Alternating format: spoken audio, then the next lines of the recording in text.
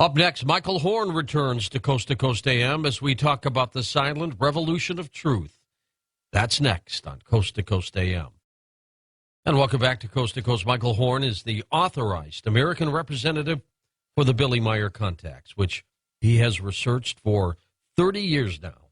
He's the writer, producer of the documentary, The Silent Revolution of Truth, as well as the writer, producer, narrator of the DVD, The Meier Contacts as well, The Key to Our Future Survival. With us this hour on Coast to Coast. Michael, how are you?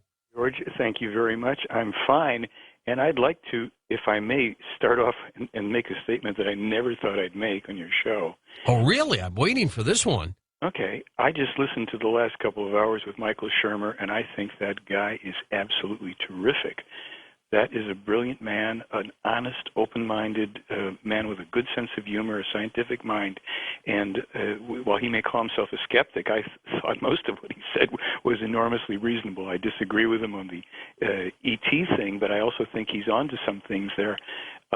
And I amended a page that I have up on my website after I started to listen to him. I'm so pleased to be able to tell you that I love finding common ground and respecting people who I may have opposing points of view with, and Michael Shermer is at the top of that list. You know, and there's nothing wrong, Michael, with saying, show me the proof. Give me the evidence. There are things I take at face value. I believe in life after death. I believe in a supreme being. One might say, George, you don't have the hard evidence here. Mm-hmm. I think human beings, though, Michael, need to do that, don't you, in some cases? Yeah. Well, you know what? The fact that, this idea of we've got to see the evidence, I agree, too. And what excited me when I was listening to your interview is I thought, because Michael Sherman and I had a very brief exchange, probably something like 8 or 9 years ago. I'd sent him info in the Meier case. He made a comment about, children could make those photos or something. And so, in my particular way, I kind of sent him a few lambasting comments of my own. And, however, after listening to him tonight, I will ask you, and I put this on the air, I put it out there into the universe, I don't want to debate Michael Shermer. I want to sit down with him and share with him the kind of evidence that I think he would really be excited at looking at. And I'm not going to say he's going to accept and believe. Mm-hmm. He's a scientific, honest person, and I don't think he's got really a clue as to what's in the Meier case, and I'm not putting him down. I don't think he's ever, frankly, looked at it. The first pass, it looks like hubcaps or whatever, and that was it for him. But he said some stuff about testing the hypothesis. That's the way science works, and I can give him a tremendous amount to test.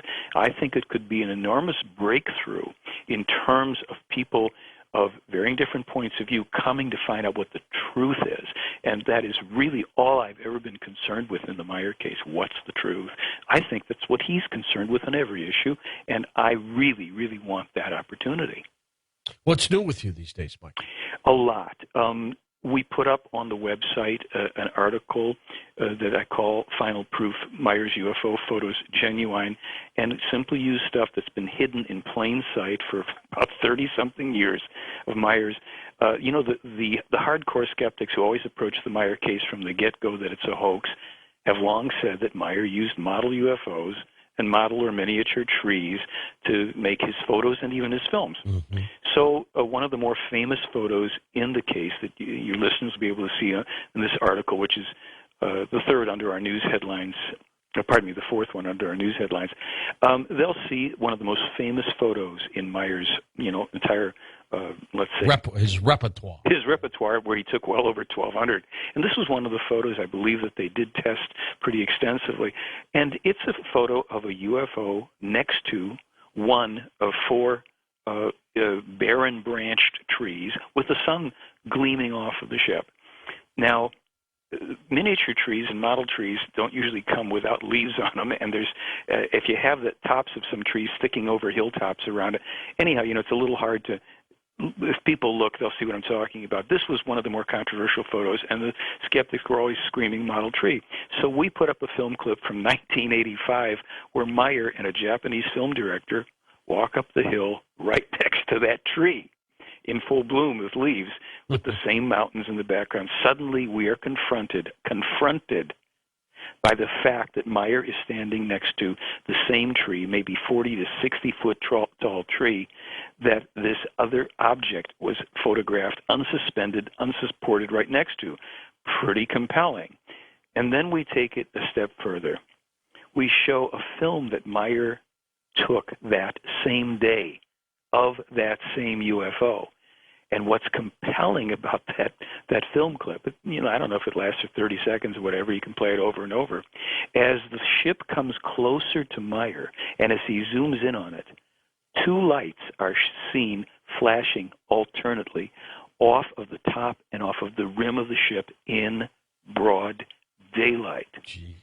Now, as when Wendell Stevens analyzed this, and he says, this is very interesting, these are two coherent light beams that don't dissipate.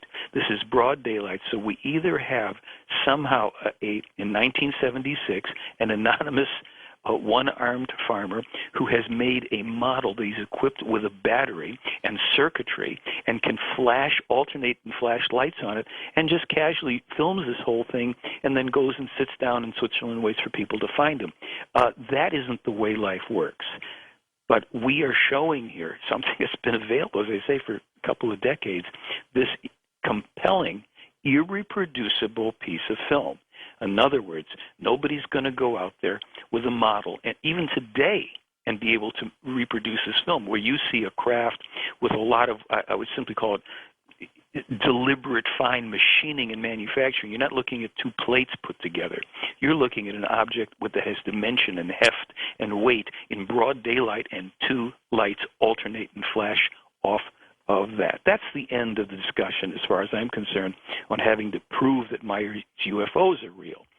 Now, people will still get very hung up and want to debate UFO questions and the pictures and the physical evidence, and I understand it, because that's kind of at the heart of the controversy. But if what I'm telling you is true, and if when your listeners go and they look at that and they think about it, and people who are educated with photography are going to look at that, they're going to have to really wrestle with the reality. As a matter of fact, when I brought this film clip and others to the two owners of Uncharted Territory, and that's the special effects company that won the Academy Award for Independence Day, and they are UFO skeptics, by the way.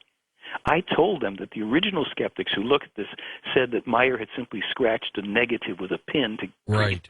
And they laughed. And they said, no, that's, we know that technique. That's not the technique, because that's not a model. So, and these are the same guys that said that when they saw the film clip that we also have on the website of the UFO circling the tree, and that people think, well, it's just an object on a string. They said, no, that'd be enormously difficult, if not impossible, to do. So at this point, what I'm trying to do is move the conversation along in the world, where people will now pay attention to something that's far more important. And Michael Shermer had mentioned a man's name. I didn't get the name, and he referred to him as the father of climate change, and that the man, I think... That was Roger Revelle. Okay, and do you know when he came out with his climate change? Oh, gosh, it was a long time ago, but he died in 91 and somewhat backed off on it. Well, here's an interesting thing. When Michael said that, I made a note, but I missed the name, because in 1951, as is easily, again, verifiable off my website for free, Billy Meier wrote in 1951 about the coming climate change and the environmental destruction and global warming. And he continued to publish more information about that in 1958 and 64, 87, et cetera, all the way up to now. And basically what they are saying now, what's coming out of Switzerland now, is this. We have passed a point of no return in terms of the environment. And all we will be able to do from here on for decades and perhaps even centuries are what they refer to as palliative changes and attempts. We can only now try to mitigate certain things, and we must. This is not about we should throw our hands in the air. Their point of view has for some time now been that great amounts of money have gone from corporations to influence science. Yeah, sure. To say, well, there's no such thing. And Meier is quite specific about what's coming our way. They've laid it out. It's going to be very dramatic. And it doesn't mean that it's all doom and gloom, and it doesn't mean that we can't and mustn't do things, but we must wake up, and we must send these people packing that are in denial about the fact. I had a friend over from Hawaii the other day. She said to me, this thing about global warming. She says, we've already seen this, the erosion, the sea levels rising around Kauai. And I said, well, yeah. I mean,